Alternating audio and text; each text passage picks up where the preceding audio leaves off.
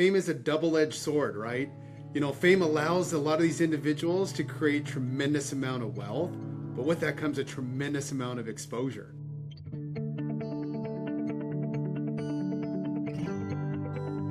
All right, well, welcome to the Risk Rundown. Thank you so much for joining us. As always, I am here with my co-host, Tyler Banks. Hello, Tyler. Hello, Julie. Hello. We are here with a special guest of ours here at Alliant, Olya. How you doing, Olya? Doing well, Julie. Thank you so much for having me. Good. So as we are going to be transitioning into our podcast topic today of growing visibility for public personas like athletes, entertainers, influencers, celebrities. So that brings a good segue because we are going to do like a little game called Red Light, Green Light. What I would love for you to do is kind of give us either it's a no-go and they shouldn't be doing it, or it's a green light, yes, they should be doing it. About maybe some of the needs of these public personas, right? Like what they should be doing or what they should be considering. So the first one is hiring household staff. Should somebody be hiring without background checks? Red light. Definitely red light. I love how she's so excited. Red light. I got very excited only because I have seen so many claims throughout my career of household staff and the types of claims that arise out of being a domestic employee of either a high profile individual or athlete or entertainer. So definitely it's a green light to hire, but you cannot hire without a background check. It is one of the most important things you can do, and good references. All right, Olya, here's one. A young athlete or entertainer signing their first major league contract, or an entertainer signing their first contract with a major record label, red light or green light? Absolutely green light, except make sure you have your attorneys involved, make sure you have your business manager involved, make sure you have all the contracts reviewed before you proceed with signing. And of course, tell your insurance agent. Of course, right? Of course. Okay, so one more from me, and then I think Tyler might have one too. So one from me is sharing luxury purchases on social media. I'm going to say it's a major red flag. It's a major red flag for many different reasons. Is it good to go buy and purchase these luxury goods? Absolutely. However, posting it on social media, unfortunately, I'm not the only one following them, right? Not their insurance agent, their lawyer, but also other people are following them. And when you're posting about when you're posting on social media about your luxury items, your Rolex that you purchased, the your Hermes bag, Chanel bag, you're also opening yourself up to potential home invasions, robberies. So that is a red light for me. All right. How about a high profile individual accepting a new endorsement deal? Green light, money coming in. Absolutely. Tell your insurance broker, because that is going to be creating wealth.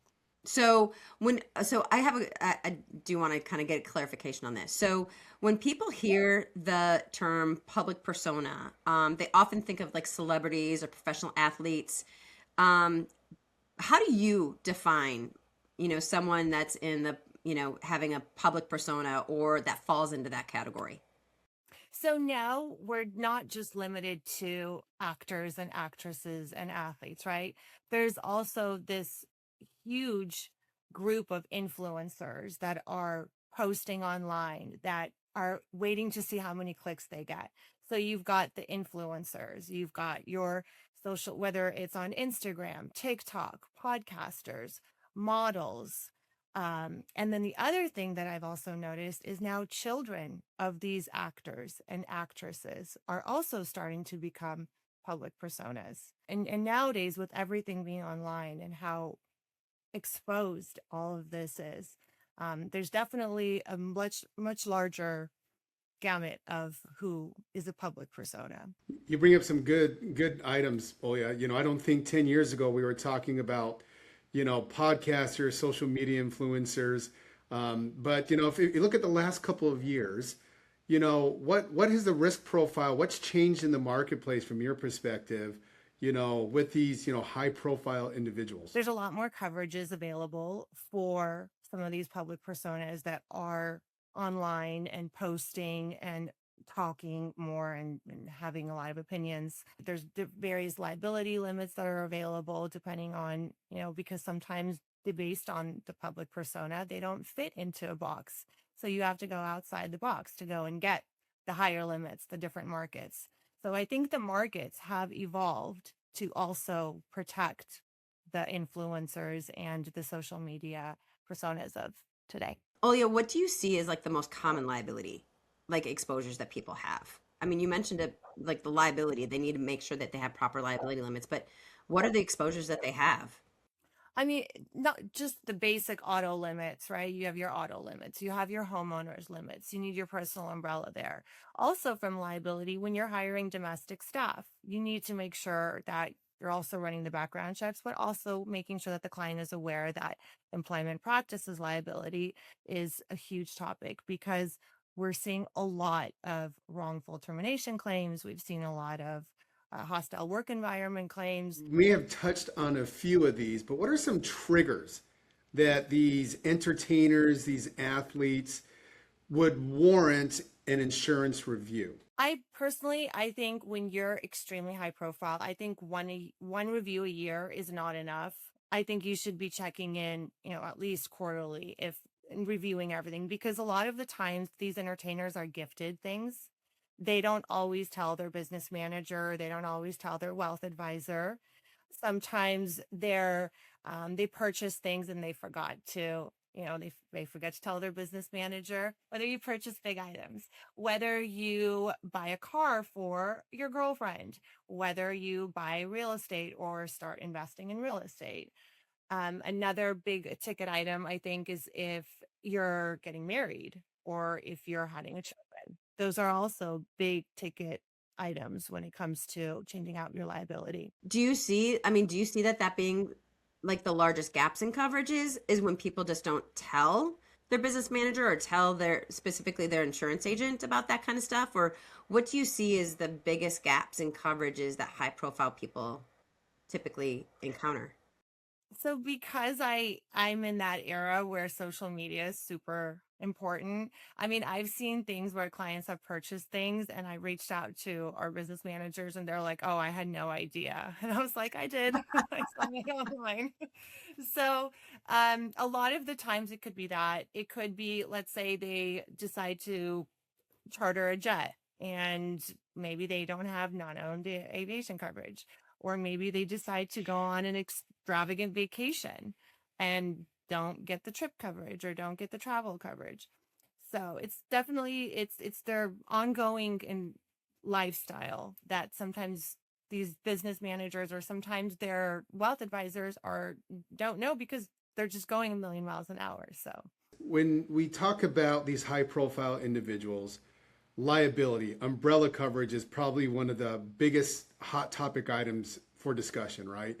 So, how should these high profile individuals think about umbrella coverage and how much is enough? Because I'm sure you have daily conversations with these individuals trying to procure them, excess liability coverage and at what limit. how much can you afford to lose?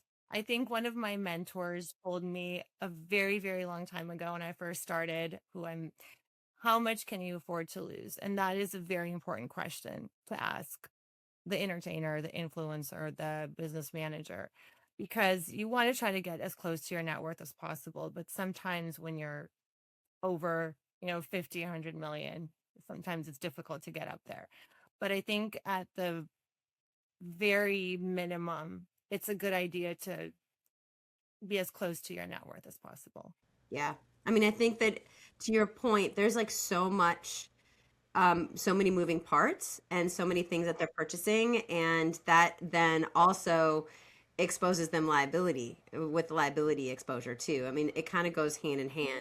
I mean, there's, when they're purchasing multiple homes, they have staff, they have guests coming over, they have, you know, parties at their home, they have public facing commitments and events that they have to go to. I mean, all of that becomes a very complex liability exposure. And I think that, someone like you would be able to at least help navigate that maybe with, what is needed and what companies we can go to and that kind of thing?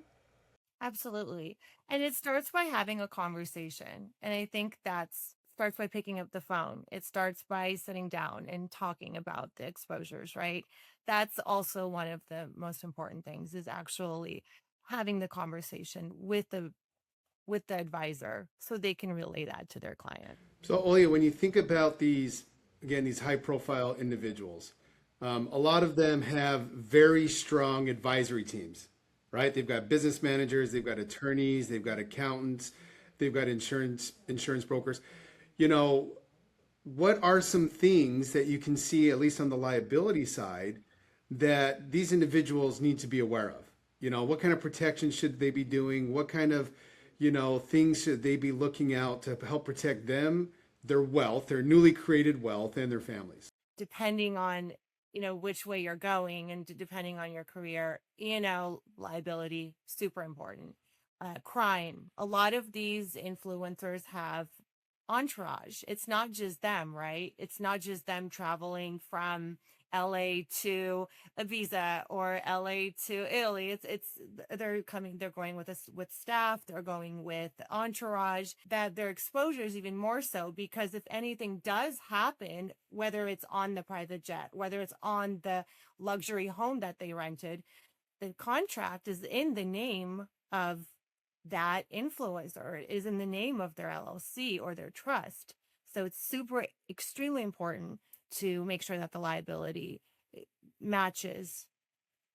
Again, going back to the conversation of the liability matches the net worth. Well, and I think too is like these people have targets on their back, even if they're not doing anything reckless or they're not doing anything that could, what we would have typically seen as an exposure, right? The liability is probably a huge piece of it, but I think also like one of the things that I've come across in the past is with these high profile individuals is talking about having a target on your back. It's not just the liability of the damages and the loss of income for the other person if it's a car accident or whatever. I know that there's been times that people have tried to sue for, autographed memorabilia or, they want to get the settlement, the cash, but then there have been, situations where people have wanted, if it be an autographed jersey or if it be an autographed something of that person, because they know that could be worth a lot of money. It might not be, the dollar amount that they were looking for, but they could resell it and get a significant amount of money. So I know that has been a situation in the past as well. Exactly. And then when you add another exposure like a pool or a diving board or a trampoline or a guest house, when you start adding additional exposures and on top of it, alcohol or other things, unfortunately, it just opens up that homeowner, that property owner to additional liability. Yeah, fame is a double-edged sword, right? Fame allows a lot of these individuals to create tremendous amount of wealth, but with that comes a tremendous amount of exposure. So these individuals are exposed to their personal lives are on display for public consumption, and a lot of that comes with risks because now everyone knows where they are, they know what they're doing, they know what they're buying, they know where they're buying it. So there's an art form to finding coverages for these individuals, and something that I know that you work on a daily basis to find solutions for our clients. And the more exposed they are, the more difficult the marketplace is, right? Exactly. Because nowadays our underwriters are not just taking our word for it. They're going online. They're going on social media. They're going on chat and other AI sites that allow and that give way too much information and makes our job even harder. So I guess the positive is that there's more market availability for a lot of these high profile individuals.